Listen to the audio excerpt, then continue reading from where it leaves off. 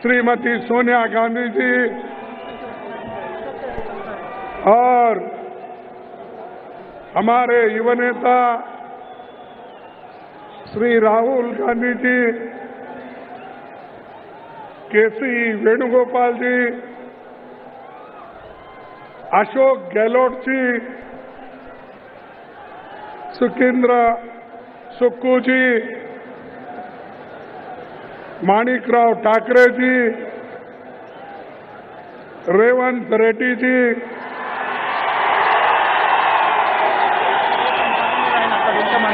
मल्लू भट्टी जी,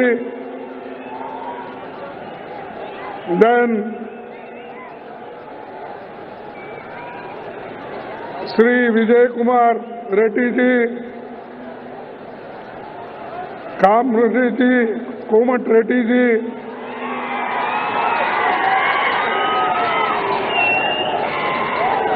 और सारे working committee के members, PCC presidents, CLP leaders और जो इस डायस पे बैठे हुए सारे नेतागण, मुझे बड़ी खुशी होती है आज के दिन एक हैदराबाद कर्नाटक के लिए और तेलंगाना के लिए, मराठवाड़ा के लिए ये लिबरेशन डे ये मनाया जाता है। और आज ही के दिन हमको लिबर्टी मिली।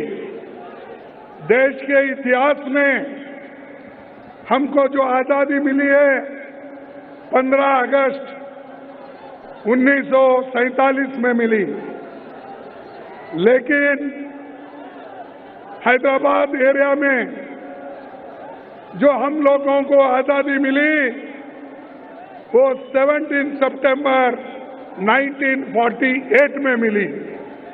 13 महीने के बाद हम आज़ाद हो गए और इस आज़ाद होने के बाद हम यहाँ पर कांग्रेस के ओर से बहुत से इंडस्ट्रीज, लोगों के लिए बहुत से हमने सहूलतें दी। पंडित जवाहरलाल नेहरू जी, वल्लभ भाई पटेल जी, कांग्रेस के सभी नेता लोग यहाँ पर अपना मेहनत करके इस एरिया के लोगों को कांग्रेस पार्टी ने दिलाया।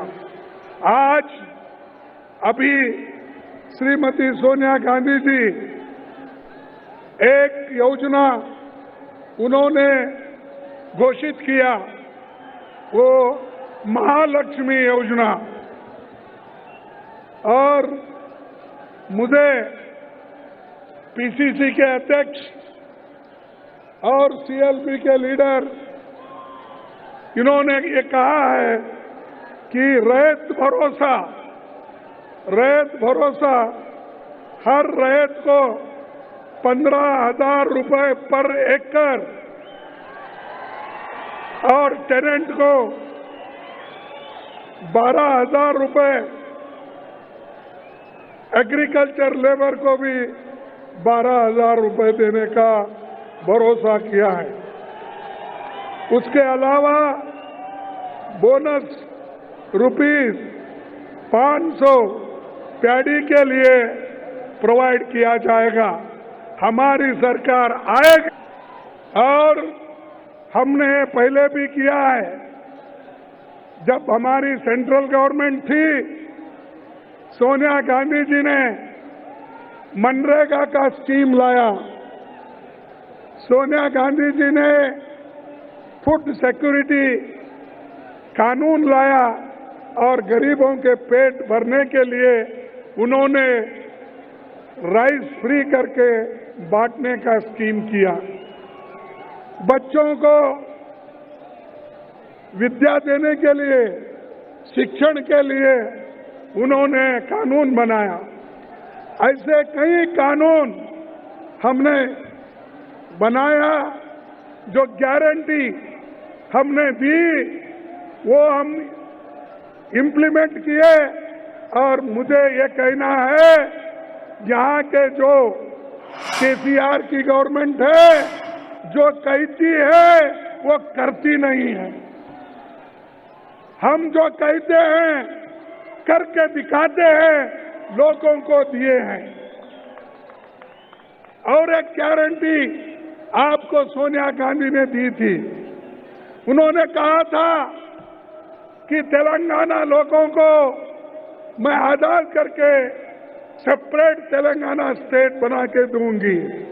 तो उन्होंने सेपरेट तेलंगाना स्टेट करके आपको दिया, और आज आप तेलंगाना स्टेट में हैं। लेकिन जो लोग कुछ किए नहीं, वही लोग बहुत बोल लेते हैं कि उन्होंने ही आजाद देश को आजादी दिलाई। मेहनत हमने किया। तेलंगाना को लिबरेट कांग्रेस ने करवाया। तेलंगाना सेपरेट स्टेट कांग्रेस ने किया। लेकिन ये लोग आज मैं किया, तू किया, इतना दुनिया का प्रचार कर ले रहे। भाइयों, मैं आप लोगों को ये बताना चाहूंगा कि इस देश में कांग्रेस पार्टी जो गरीबों के लिए और आदिवासियों के लिए, शेड्यूल कास्ट, शेड्यूल ट्राइब्स के लिए और गरीब जो रैयत है, किसान हैं, उनके लिए बहुत कुछ काम हमने किया। लेकिन आज हमारी मेहनत 10 साल फ्री फुकट में गई। 10 साल में हम जो अपेक्षा कर रहे थे कि कांग्रेस को इससे मदद मिलेगी, लेकिन हम वोट के लिए ये तेलंगाना नहीं किए। हम जनता के दुख और दर्द को समझकर उनके लिए ये तेलंगाना अगल करके दिया है। तो भाइयों, मैं आप सबसे एक बात पूछना चाहता हूं। देखिए, केसीआर ने इस स्टेट को दिवालापन पे लाया है, बैंकरप्सी पे लाया है। 2022-23 में आज जो कर्ज है 3,67,000 लाख करोड़ रुपए तक पहुंचा है। 3,66,000 तक पहुंचा है। जिस स्टेट में सरप्लस बजट था, पैसा ही पैसा था, उसको आज दिवालापन पे उन्होंने निकाला है। आप जो SC/ST के लोगों को जमीन देना था, SC/ST के लोगों को जो उनके पॉपुलेशन के तहत बजट देना था, वो भी ये सरकार आज नहीं दे रही है। और राष्ट्रीय मुद्दा मैं ये कहना चाहता हूं कि ये जो बड़े बड़े पब्लिक सेक्टर्स, वो सभी एक तो मोदी बेच के खा रहे हैं, उनके दोस्तों को उन्होंने दे रहे हैं और वो दोस्तों को बढ़ावा दे रहे हैं और वो पैसे वाले बन रहे हैं। दूसरी तरफ जो केसीआर, दूसरी तरफ ये बड़े बड़े पब्लिक सेक्टर है, उसको धक्का दे रहे हैं। और आज मैं कहना चाहता हूं कि ये जो पब्लिक सेक्टर्स है वो मुनाफे में चल रहे हैं, सिर्फ 1 या 2 नुकसान में है। लेकिन यहाँ की सरकार वो भी आहिस्ता आहिस्ता से नुकसान में पहुंचाने का काम कर रहे हैं। एक तरफ मोदी, एक तरफ केसीआर, ये दोनों मिल गए अंदर से बाहर देखने के लिए अलग अलग है, लेकिन अंदर से मिलके है। एक अगर मैं ये कहूं कि केसीआर की जो पार्टी है ये तो बीजेपी की बी टीम है, और बीजेपी की बी टीम रहने की वजह से उनको वो मदद करते जा रही है। इसीलिए आपको बड़ा होशियारी के साथ काम करना है। और मैं ये कहता हूं कि पब्लिक सेक्टर में 2,50,000 रुपए फायदा है, लेकिन उसको घाटे में लाने की कोशिश सेंट्रल गवर्नमेंट कर रही है।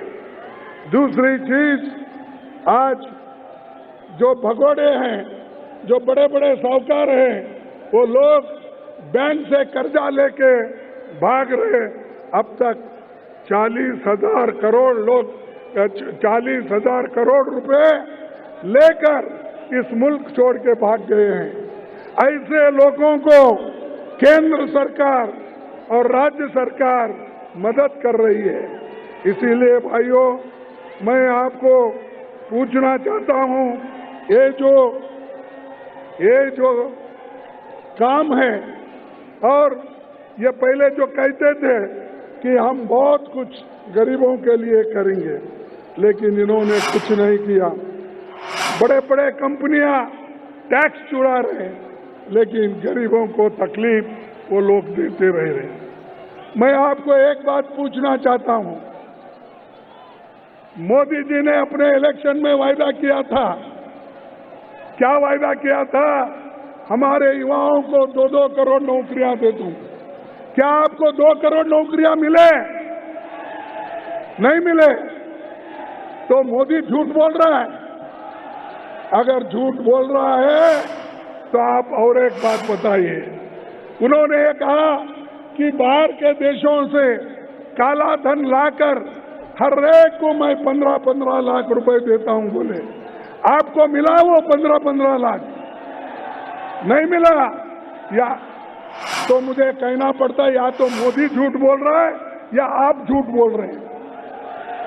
मोदी झूठ बोल रहा है।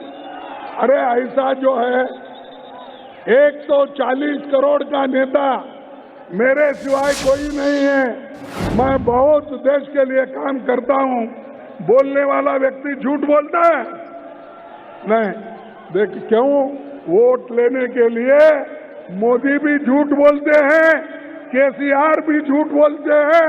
उन्होंने भी धोखा दिया और इन्होंने भी धोखा दिया। इसीलिए आप होशियारी के साथ आपको काम करना है। और आने वाले चुनाव में एक बात को आप याद रखना चाहिए कि लाल बहादुर शास्त्री जी एक बात करे थे। उन्होंने हैदराबाद में एक बात की,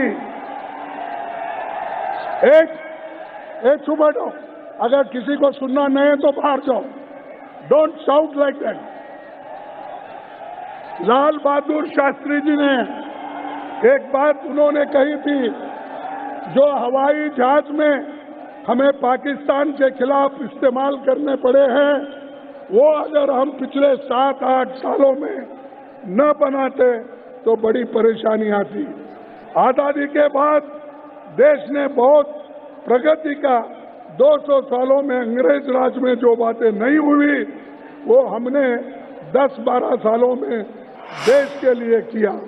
आज हवाई जहाज और मोटर गाड़ियां बन रही है, नए बांध, नई नहरें बन रही है, अस्पताल, स्कूल और सड़कों बन रहे हैं, IIM, IT। ये बातें लाल बहादुर शास्त्री जी ने कहा। हम जहाज बना रहे और हम बड़े बड़े इंस्टीट्यूशन बना रहे, तो ये लाल बहादुर शास्त्री जी के हैं। और ये मोदी जी कहते हैं आने के बाद ये कोई तुमने कुछ नहीं किया, 70 साल में कांग्रेस कुछ नहीं की, ये बातें बोलती है। इसीलिए आने वाले चुनाव में जो रेवंत रेड्डी आज अपना काम कर रहे हैं कांग्रेस पार्टी के ओर से, और हमारे CLP के लीडर, वैसा ही हमारा कांग्रेस पार्टी के सभी नेतागण, चाहे वो छोटे हो बड़े हो एमएलए हो, एमपी हो, सभी लोग काम कर रहे हैं और आपको ये इलेक्शन में जीतना है।